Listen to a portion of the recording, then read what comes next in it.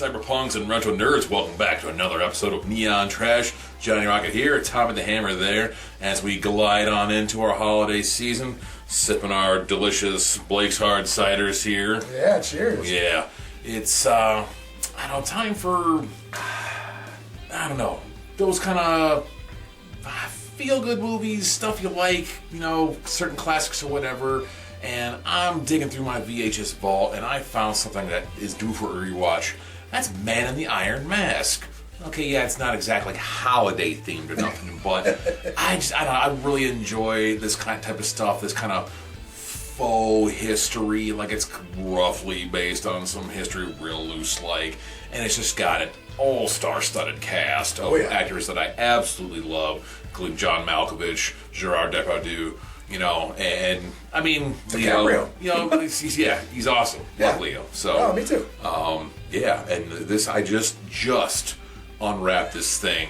It's been wrapped up for nearly 30 years now. So we are going to watch this copy here for the very first time, and I cannot wait. Yes. So it's been a hot minute since this guy, Ratcha, has seen this movie right here.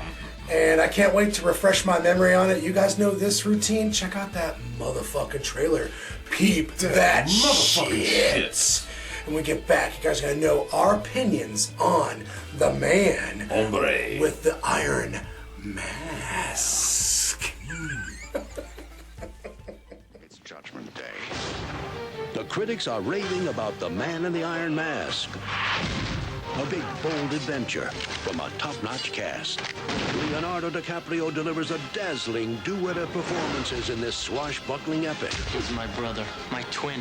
The movie delivers just what you want. I love life. Great fun from start to finish.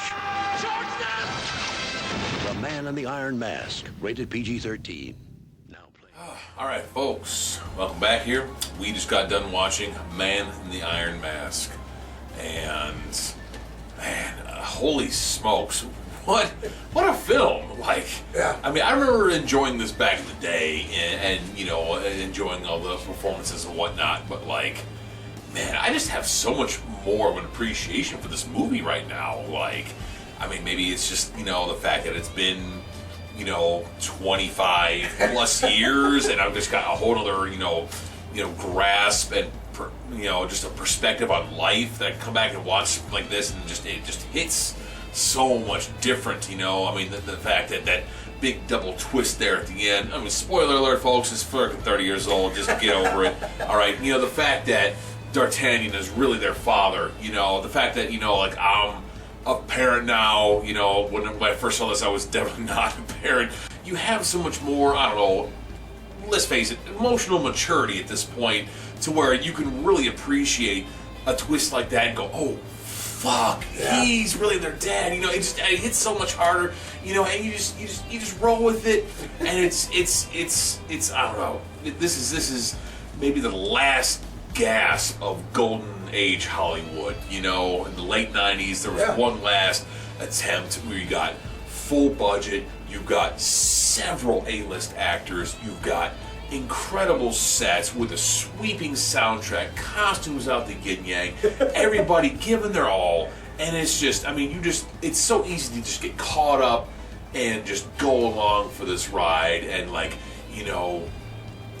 just enjoy it, because it's a wonderful story. I'm with him on this in terms of this kind of being a lost art in Hollywood, especially today, 2025, but with major studios cranking out reboots, remakes, reimaginings, regurgitations. Sequel after sequel after sequel. Yeah.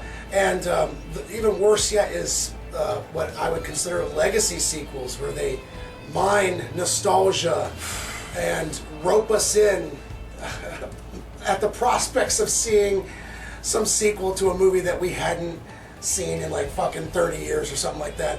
Beetlejuice. I mean, there's some dark elements to it. There's some violence, some sexuality, things that you necessarily wouldn't show a younger person. But it's nothing over the top. Not at all, no. And nothing exploitative. That's what made movies like this back in the day so special, is I felt like audiences took chances. They were like, okay, maybe some of this subject matter, is a little risque for the younger members in the family, but they would let them watch it regardless because it was about experiencing a new story or having your eyes open to different narrative elements, or maybe this was the first time you saw violence or sex, or... And we knew, because this is a Hollywood film, that Yeah. still good's going to triumph in the end, and we're still going to get a satisfying ending. So Absolutely. it's worth letting maybe someone slightly younger watch this, because they're going to see that, good deeds, are actually rewarded here, Yes. And Yes. that loyalty, and, the right decisions are made for the right reasons, and I don't know, it's good moral building here. At its core, the best aspects to this movie is its narrative. Everything else is like, the cherry on top, in my humble opinion. So, great pick, John. Perfect for the month of December. Star count. I have to pull myself back in here a little bit, because I will allow myself to get swept up in this kind of thing. I'm a bit of a history buff, so this has a little bit of history in it, like how accurate all this is. Obviously, this is like 90% fiction here. Yeah. Okay, that's fine. But it's still like based in a real place of 17th century France, and musketeers were a thing. They were real people, and King Louis and stuff. So okay. Yeah. That being said, I'm like I said, I'm a history buff. I've always kind of liked the idea of like the Three Musketeers, like that's the whole swashbuckling thing. That's a bit in the old writer's wheelhouse. That's something like my dad would have showed me back in the day. Like I remember he would have me watch movies like Captain Blood and things like that. Just these old black and white swashbuckling type movies. So fun. that kind of that kind of harkens back to that for me. And I mean, like I said before, this movie is not without its flaws here, but when you're going, this movie is what, like 2 hours? Yeah. It goes on and on. So there was that balance between like full fat and wheel spinning, right? And but then again, we have some other scenes that feel rushed towards the beginning, like they feel almost like they're tripping over themselves in the beginning to try to set everything up, because there's a lot going on. You look at the cast on this, right? You see all the names at the top. You're like, holy shit, how do we cram all these guys into the movie? Well, they do it eventually, but they gotta kind of take their time here, but then they gotta rush through other things there. So, some of the editing may be a little choppy, but at the end of the day, Rocket's gonna give this 9 out of 10 stars. Ooh. This is a wonderfully entertaining film. I must recommend this if you're looking for, if you're doing a deep dive on Leo on his early career, you gotta watch this. If you're, a fan of Malkovich or Jeremy Irons, if you're, like I said, looking for that last gasp of Golden Age Hollywood, where they would just full send everything and just go out on a whim and take a chance. Yeah. This is probably one of the last films they really did that. Hollywood is a weird machine. And, right. Sometimes there's dry spells that last a year or sometimes a decade. And I definitely have my favorite eras, of course, as a film critic. But I'm with John on that. When you watch something like this from the late 90s, you're like, man, they just really don't handle movies like this anymore. But then again, they do, because there's plenty of excellent films in the early 2000s or the 2010s, and but we're splitting hairs there, and that's for a different conversation, down the line. But right now, The Man in the Iron Mask. Yeah. What are you feeling?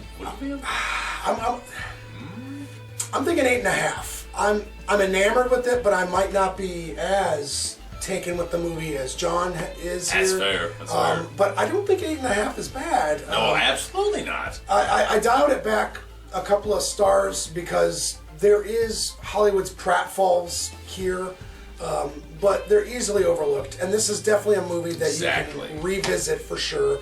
And we're always talking, especially in recent years, about, movies that have room to grow.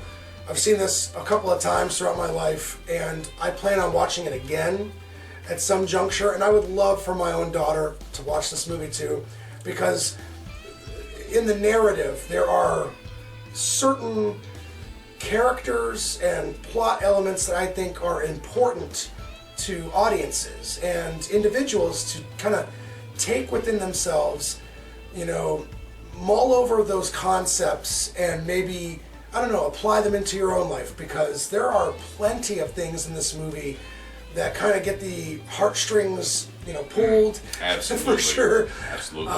And then at the end of the day, it's fun. I'm saying? There's a lot of action, especially towards the end. And so I could definitely recommend this movie for the holiday season. Great pick, John. Excellent on the old neon trash tonight. Yeah. And we've been definitely doing what we do. You know how we do. Some beers here. But yeah, great pick. Thanks for bringing it over tonight. And I hope it's been informative, guys. Until the next time, Tune in to Neon Trash. Cheers, folks. Good night, folks.